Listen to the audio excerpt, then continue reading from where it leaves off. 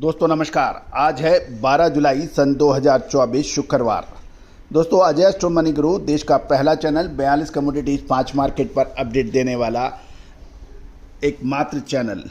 दोस्तों हम वर्तमान ही नहीं भविष्य का भी करते हैं सटीक आकलन। सरसों पर आपको हमने लगभग 10 दिन पहले अग्रिम विश्लेषण देते हुए कहा था कि सरसों में तेजी नज़र आ रही है। सरसों तेल और सरसों खली के अंदर शानदार तेजी पिछले कुछ सप्ताह में देखी गई। उम्मीद है कि आपने भरपूर लाभ उठाया होगा। अब एक प्रश्न ये है कि खाद्य तेलों का आयात, चाहे वो सूरजमुखी हो या पाम तेल हो, नए ऐतिहासिक स्तर पर पहुंच रहा है। अब प्रश्न ये उठता है कि जब एक तरफ खाद्य तेलों का आयात लगातार बढ़ता जा रहा है और बंदरगाहों पर स्टॉक की पोजीशन लगातार बढ़ती जा रही है, ऐसे में घरेलू खाद्य तेलों का व्यवसाय कैसे पनपेगा? क्या किसानों को खाद्य ऑयल सीड्स यानी तिलहन के दाम उचित मिल पाएंगे, चाहे वो सोयाबीन हो, सरसों हो, सूरजमुखी हो, मूंगफली हो, तिल हो, या और छोटे व मझोले ऑयल मिल्स की स्थिति क्या रहेगी? जब सस्ता तैयार माल आयातित मिलेगा तो घरेलू एडिबल ऑयल उद्योग और इंडस्ट्री को कौन बढ़ावा देगा? दोस्तों ये एक प्रश्न है और अक्सर होता यह है कि बड़े बड़े सम्मेलन और कॉन्फ्रेंसेज आयोजित की जाती हैं, अवार्ड सेरेमनी सेलिब्रेट की जाती है, लेकिन ऑयल इंडस्ट्रीज की या किसानों की बात पुरजोर तरीके से सरकार तक नहीं पहुंच पाती है। खाद्य तेलों पर आयात शुल्क बढ़ाने की पिछले 2 सालों से लगातार पुरजोर कोशिश और विज्ञप्तियां और रिप्रेजेंटेशंस हो रहे हैं, लेकिन उसका नतीजा क्या निकल रहा है इसके ऊपर कोई बात और चर्चा करने को तैयार नहीं है। जानिए बंदरगाहों पर क्या स्टॉक बढ़ा या घटा, खाद्य तेलों में कितना आयात बढ़ा, क्या हो रहा है प्रभाव, जानिए रिपोर्ट विस्तार से। दोस्तों solvent extract association of India द्वारा कुछ आंकड़े जारी किए गए हैं, हम उससे आपको साझा करते हैं। दोस्तों 1 जुलाई सन 2024 तक विभिन्न बंदरगाहों पर भारत के खाद्य तेलों का कुल स्टॉक अंतिम रूप से 7,13,000 टन होने का अनुमान लगाया गया है। इसमें से 2,27,000 टन कच्चा पाम तेल, जिसे हम CPO कहते हैं, crude palm oil, 68,000 tonne RBD palmolein और 1,11,000 टन डिगम्ड सोया तेल बताया जा रहा है। 3,07,000 टन कच्चा सूरजमुखी यानी सनफ्लावर ऑयल शामिल है। गौरतलब है कि इसके अतिरिक्त घरेलू उत्पादन और खपत को ध्यान में रखते हुए पाइपलाइन स्टॉक में 18,58,000 टन का स्टॉक है, जो 1 जुलाई 2024 तक कुल स्टॉक 25,71,000 टन हो गया है, जो कि 1 जून सन 2024 से 1,54,000 टन अधिक बताया जा रहा है।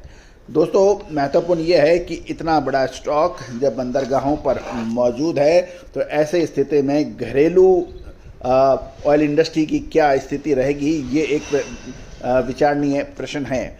एक और महत्वपूर्ण चर्चा हम अक्सर आप हमारे चैनल के माध्यम से एक आवाज़ भी उठाने की कोशिश करते हैं कि खाद्य तेलों के दाम MRP और MSP के बीच में एक सामंजस्य या एडजस्टमेंट होना चाहिए या आपस में कोऑर्डिनेशन होना चाहिए। जब मिनिमम सपोर्ट प्राइस जो तिलहन की जो है, जब मिसाल के लिए सोयाबीन की MSP में और सोयाबीन तेल की MRP, इन दोनों के बीच में कॉम्बिनेशन होना चाहिए, और इसके बीच में यदि कॉम्बिनेशन नहीं है तो इसका असर उपभोक्ता और किसानों दोनों को पड़ता है। साथ साथ छोटे मिल मालिक इससे परेशान होते हैं, बड़ी कंपनियां पूरा लाभ उठा ले जाती हैं। दोस्तों आगामी त्योहारों से पहले रिफाइनरी की ओर से मजबूत मांग के कारण जून में भारत का पाम ऑयल आयात 6 महीने के अपने उच्चतम स्तर पर पहुंचने के समाचार हैं।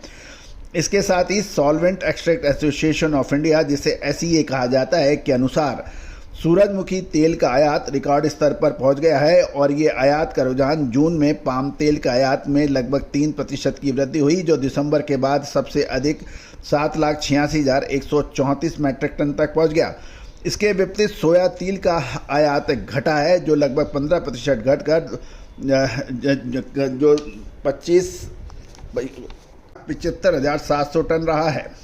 गौरतलब है कि सूरजमुखी तेल के आयात में 13.4% की जबरदस्त वृद्धि देखी गई, जो कुल 4,65,647 टन रहा, कुल मिलाकर वनस्पति तेल का कुल आयात 1.4% की वृद्धि हुई, जो 1.55 मिलियन टन रहने के समाचार हैं। एससीए ने यह भी बताया कि जून डिलीवरी के लिए कच्चे पाम तेल की कीमत $954 प्रति मैट्रिक टन थी, जबकि सोया तेल और सूरजमुखी तेल की कीमतें सोया तेल की $1049 और सूरजमुखी तेल की कीमत $1065 प्रति मैट्रिक टन थी। गौरतलब है कि सूरजमुखी तेल आमतौर पर पाम तेल पर पाम प्रीमियम होता है और अप्रैल में डिस्काउंट पर कारोबार कर रहा है। गौरतलब है कि अब महत्वपूर्ण यह है कि भारतीय रिफाइनरों को जून शिपमेंट के लिए अपने ऑर्डर बढ़ाने के लिए प्रेरित किया और बाजार का दृष्टिकोण आगे देखते हुए जुलाई में सूरजमुखी तेल के आयात में गिरावट आने की उम्मीद लगाई जा रही है, क्योंकि प्रतिद्वंदी तेलों पर इसका मूल्य लाभ कम हो रहा है। इसके विपरीत हाल में मूल्य सुधार के कारण पाम तेल का आयात बढ़कर 8,50,000 टन होने की उम्मीद लगाई जा रही है। दोस्तों, ये थी एक अपडेट।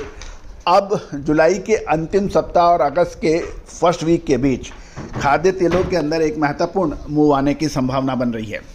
दोस्तों, खाद्य तेलों पर हमने आपको हर तेजी और मंदी को सटीकता से पकड़ के दिया है। याद कीजिए, अक्टूबर महीने में 2023 में हमने नवंबर में अग्रिम विश्लेषण दिया था तेजी का। फिर आपको फरवरी 2024 में मार्च में तेजी का अग्रिम अनुमान दिया था। फिर आपको जून के अंदर आपको हमने कहा था कि निर्णायक मोड़ होगा जुलाई। खाद्य तेलों में सरसों के अंदर अच्छी तेजी बनी। आगे अगस्त में क्या होने की संभावना है, इसके ऊपर आप संपर्क कर सकते हैं विशेष रिसर्च रिपोर्ट के लिए। All the very best, good luck, happy trading.